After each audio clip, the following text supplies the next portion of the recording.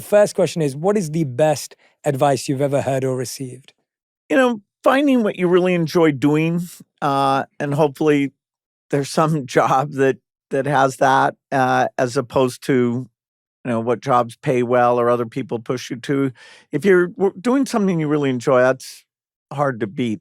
Second question, what is the worst advice you've ever heard or received? People will tell you not to take risks, and it's very well intentioned. The failure's probably a better teacher and more of an okay thing. And I think this whole safety thing, physical safety, emotional safety, in many cases that we've gone too far.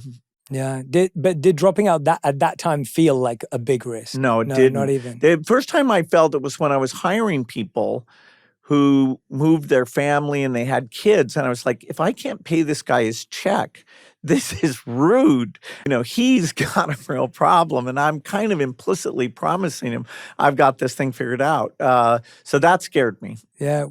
There's a scene in The Social Network where you're on stage and Mark Zuckerberg's in the auditorium, and then they leave and they say, the speaker just said the next Bill Gates could be sitting in this room, and then Mark goes, that is Bill Gates. Is that true? That is absolutely true. Mark and I have laughed about that a lot, that our experience at Harvard, dropping out of Harvard, telling people that, hey, we saw something other people didn't see.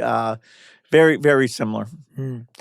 Question number 3, what would you say is the most important problem the smartest people on the planet should be solving right now? There's many candidates, making sure we don't use nuclear weapons, avoid bioterrorism, climate change, caring for the poorest, which we're kind of losing that. But I would say shaping AI has, for me, risen to the top of that list. We need to do all those